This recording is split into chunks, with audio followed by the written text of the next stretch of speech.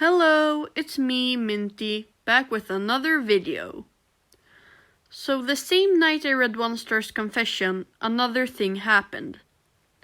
The excerpt for Sky was released, revealing the prologue and first 3 chapters of the next book.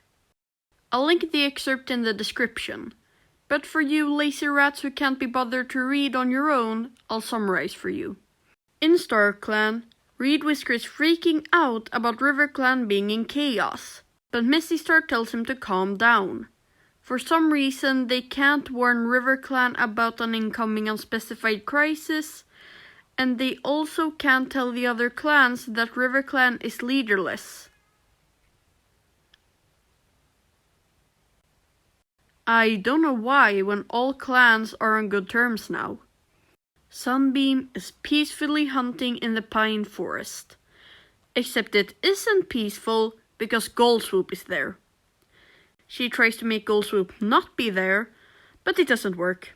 Then when they go back to camp, Fringe Whisker is standing out in the rain. Then she tries to eat a stale frog. Unfortunately, Cloverfoot stops her.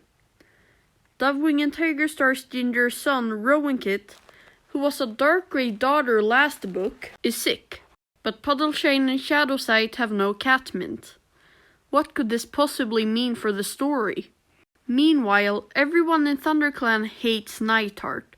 Holytuft and Plumstone don't even try to hide it.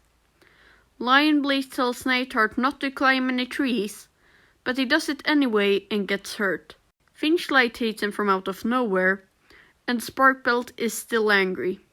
So he sits with Myrtlebloom, who has now gained the ability of talking. Congratulations!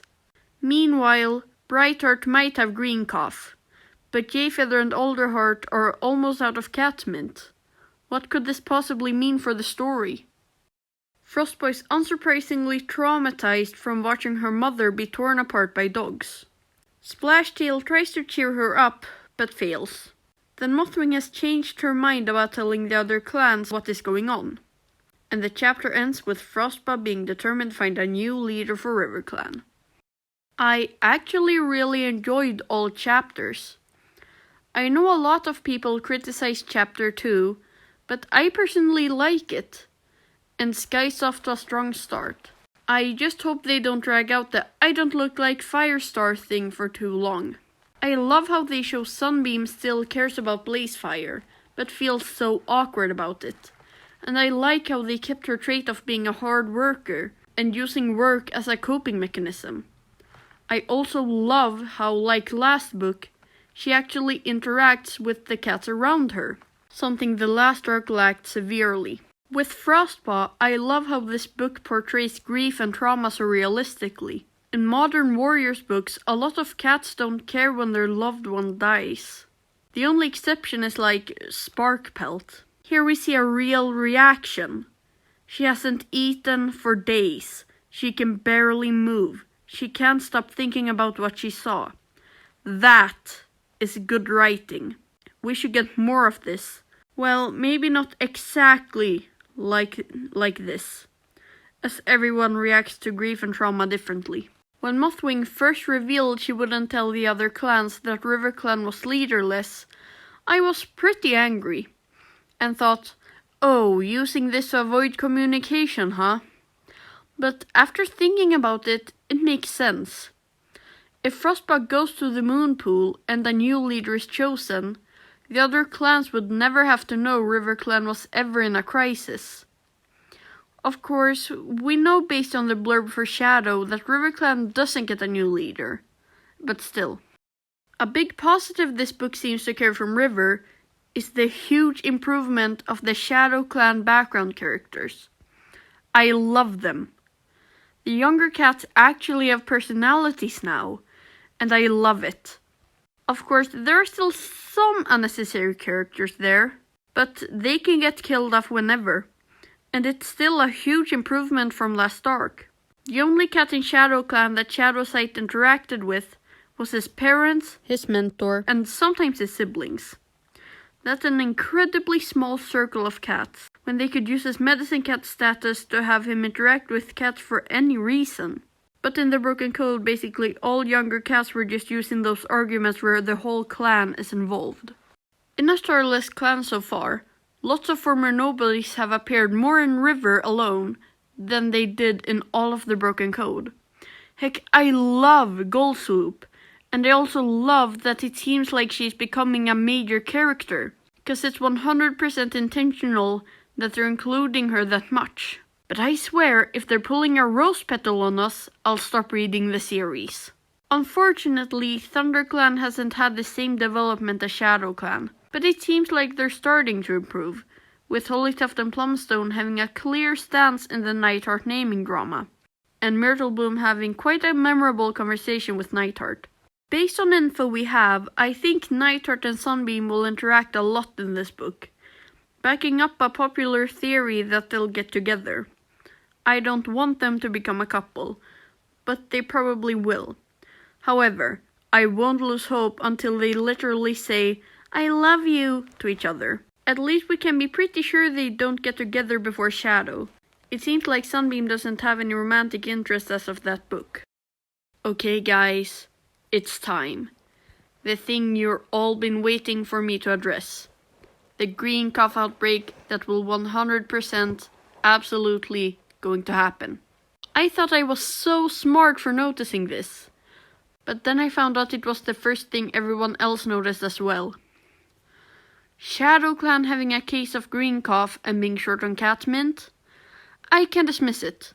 Green cough scares happen every arc, but turns into nothing. But when ThunderClan has a case of green cough and are short on cat mint at the same time, that's when you know something is going to happen. Both clans mention going to SkyClan for help, but I think the situation won't be solved so easily, considering Fidget Flake is literally on the cover. So, what's stopping SkyClan from just giving out on cat mint? My best guesses are that they're either short as well, or also going through a green cough outbreak. Whichever the cause is, it will probably cause a big conflict with ShadowClan. Tigerstar is known for being overprotective of his family. If Rowan Kit gets worse or even dies, he will not hold back his anger. I predict that Rowan Kit and Brightheart will die. I also think Cloudtail goes with Brightheart. It seems like they're getting a graphic novel next year, and I think it will be their goodbye. As of who and how many I want dead, I think around 5 cats per clan is a pretty good number. ThunderClan needs more deaths than 5 to have a perfect number of cats, but 15 green cough deaths would feel too forced. I want a lot of pointless cats to die, but I also want some of the older generation to go, so that the newer cats can get some more attention. From ThunderClan, I would kill off Brightheart, Cloudtail, Bumblestripe, Molewhisker, Stormcloud, and Eaglewing. So 4 from the older cast, if Molewhisker counts, and 2 from the newer. From ShadowClan, I would kill off Rowan Kit, Slatefur, Flowerstem, Whisperkit, Poundstep, and Hollowspring. I know that's 6 cats per clan, but be honest, who cares? 2 of Tigerstar's kits dying will also make the potential conflict a lot more intense. I really feel like it's time to have a green cough outbreak. The last one was in Long Shadows. ShadowClan and ThunderClan also really need to thin out its population. Hell, ThunderClan has 45 cats. That's like 2 river clans. And while ShadowClan is a bit smaller, 35 cats is still not a small number. That's the amount of cats ThunderClan had around the middle of Power of 3, when they had full 25 chapter books all to themselves. ShadowClan only has 1/3 of the chapters ThunderClan had in Power of 3. Also, Shelfer should have moved to WindClan. Overall, what I will think of the green cough plot depends on how many die. If only 1 or 2 cats die, it will feel too much like filler. Something I think the green cough outbreak will cause is more division within the clans. The cats against the code changes will say that, oh, this probably came from this clan, or they will claim it's a punishment from StarClan. While the ones for the changes, and the in-betweeners, just think it was bad luck. So, summary.